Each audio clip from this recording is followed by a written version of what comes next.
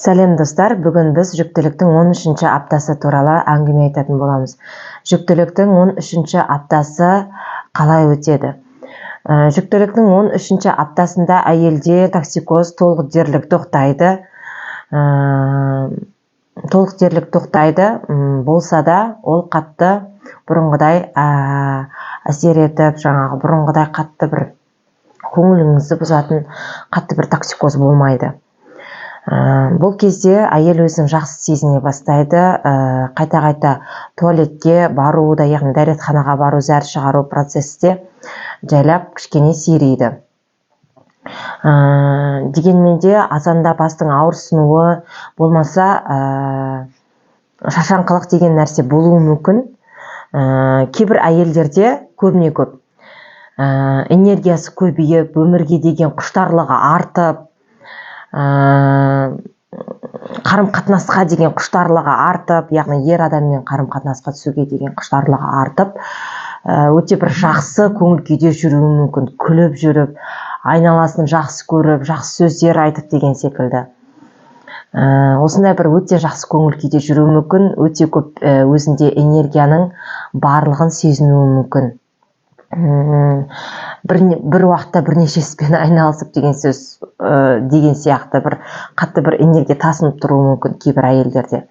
Себебі әйелде баласы үшін өте бір сондай бір жауапкершілік дейміз ғой, сонда ояна бастайды да, әйелде сезіне бастайды, оны ояна бастайды, өзінен өзі болатын нәрсе, сондай гормондар бөліне бастайды. Сол себепті де әйелдің көңіл күйі бұл кезде жақсы болуы мүмкін. Бұл кезде түсік тастау қаупі де азаяды. Бұрынғыдай бірінші триместрдағыдай қатты көп, яғни алдыңғы 12 аптадағыдай қатты көп уақыт түсіріп аламау баланы, ондай болып қалады, мынандай болып қалады деген қорқыныштар азаяды. Бұл кезде балада қарқынды дами бастайды. Бірақ әйелдің тісі кете бастауы мүмкін. Себебі бізден кальцийді бала ала бастайды ғой, сол кезде күтіміне әйелдер көп мән берген дұрыс. Себебі екіқабат кезде өздеріңіз білесіздер, тіс жұлдырмайды, тіс емдетілмейді. Қатты құрттап жаныңызды жеп бара жатса, обезболивающий, яғни ауруын басатын нәрсе ғана салып беру мүмкін. Енді тегі қатты қоймай солқылдатып бір нервтік жүйкеңізге жетіп бара жатса ғана жұлуы мүмкін да. Сол себепті де тістің күтіміне екіқабат кезде барынша қараған дұрыс. Оның үстіне емдетсек те біз бірінші триместрде емес, екінші триместрда емдете алады екенбіз тісті. Тіс бұл кезде әйелдердің тістерінде кровотечение дейміз, яғни қызғылтым, яғни еттері кішкене босаңсып, тістің бұрынғыдай күшті қатты тіс емес, бір қызарып тұрады ғой, жуған кезде қызарып, бір еттері босаңсып, қызарып, сондай болып тұруы мүмкін. Бұны біз арнайы ауыз қуысын тазалап болғаннан кейін, тіс тазалап болғаннан кейін, арнайы ауыз қуысын шаюға арналған әртүрлі фирмадан тістегі нәрселер кететін, яғни қызыл иекті қанауын азайтатын заттар бар. Аптекадан сұрасаңыздар береді. Сондай нәрсе сатып алып, аузымызды шайып тастауымыз керек, болмаса тұзды сумен шайып тастауымыз керек. Тұзды су әрі микробты өлтіреді, әрі кішкене де болсын тістеріңіздің еттеріне тыныштық сыйлайды, былайша айтқан кезде. Сондай арнайы қызыл иекке арналған нәрсені сатып алып, күнделікті пайдаланған дұрыс болады. Оны меніңше зияны жоқ, әр тамақтан кейін де шаюға болады. Мысалы, 3 рет тамақ жесеңіз, күніне 3 рет шаюға. Сосын түс күтіміне мән беріп, мягкий щетка дейміз, сыртына жазып қойды ғой, жұмсақ щетка, орташа жұмсақтықтағы щетка деп, жұмсақ щетканы алып пайдалануға тура келеді. Сосын тісті жуған кезде де жай жууға, қанатпай жууға, асықпай жууға тура келеді.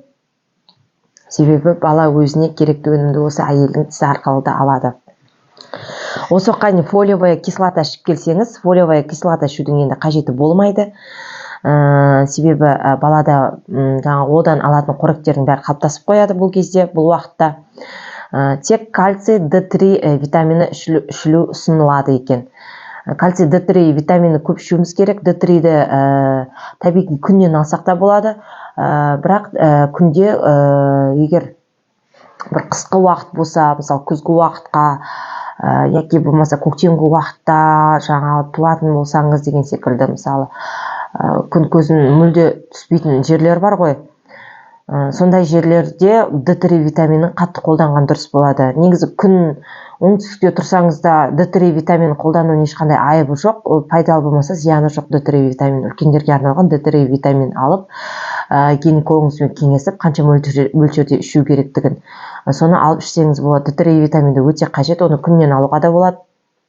Егер мүлдем күн түспесе де таза ауада біраз серуендеп жүріп келсеңіз, соның өзі үлкен пайда. Әсіресе екіқабат әйелдерге таза ауада жүру өте көп ұсынылады. Табиғат аясында жүру, жақсы нәрсеге қарау, табиғатқа қарау, өзен ағысы болсын, құстардың сайрауы болсын, жасыл шөпке қарап, әшейін гүлге қарап отырсаңыз да, мысалы әйел адамның, әсіресе екіқабат әйел адамның көңіл күйі қатты көтеріледі.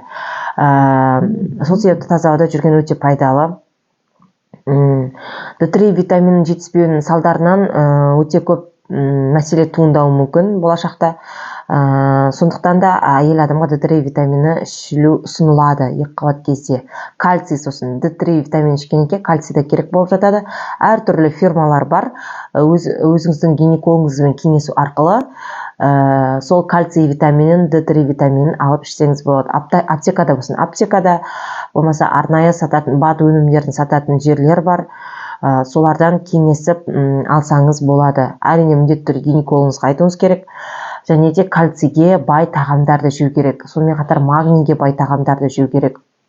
Кальций, магний, темірге бай тағамдарды жеу керек. Сол өзіңіздің сезондық мезгілдік жеміс-жидектер дейді ғой, мезгілдік жеміс-жидектерді көп жеу керек. Мысалы, жеміс-жидектерді жеген кезде, көкөністерді жеген кезде оны қуырып емес, парға пісіріп жесеңіз, ол қайда сізге витаминдерін сақтайды. Әсіресе мысалы брокколи, картошка, сәбіз деген парға пісіріп жесеңіз, арнайы пароваркаңыз болса, соны парға пісіріп жесеңіз, соның өзі үлкен жаңағы сізге қоректік тамақ болып, құнарлы тамақ болып табылады. Сосын жаңағы бұл жерде екіқабат әйел жиі зәр тапсырып тұрады, оны өзіңіздің гинекологыңыз белгілеп береді, қай уақытта болатын. Сол зәрдің құрамында белок көп болып кетпеу керек. Белоктың көп болғаны да ол зиянды болып табылады. Оның негізі екіқабат кезде бұнда белоктың көбейіп кетуі болады дейді. Бірақ ол не себепті көп болды?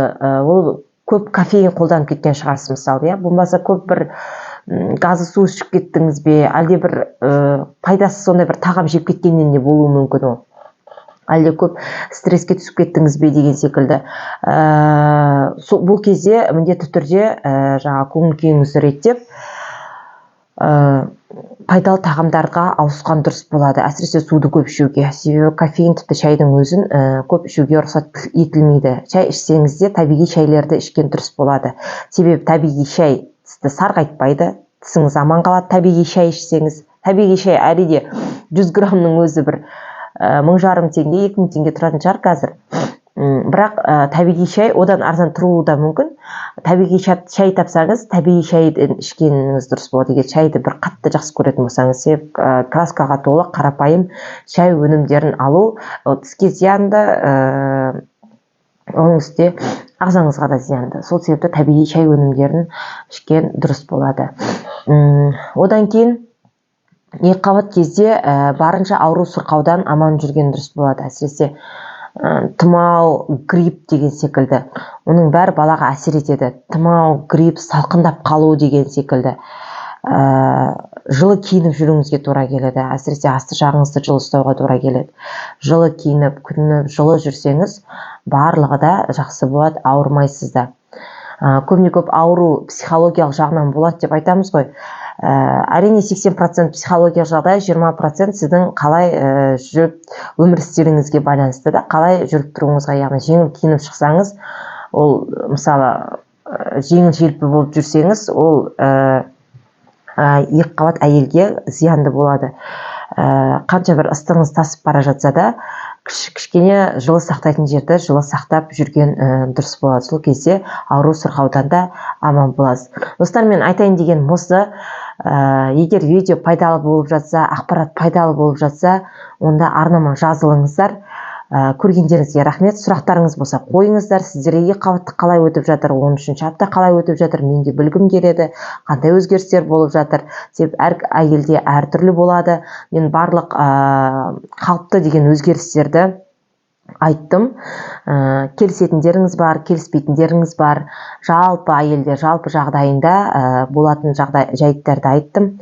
Сол себепті комментарийге жаза отырыңыздар, пікірлеріңізді білдіре отырыңыздар. Видео ұнаса лайк басып бөлісуді ұмытпаңыздар. Арнама міндетті түрде жазылыңыздар. Көргендеріңізге рахмет.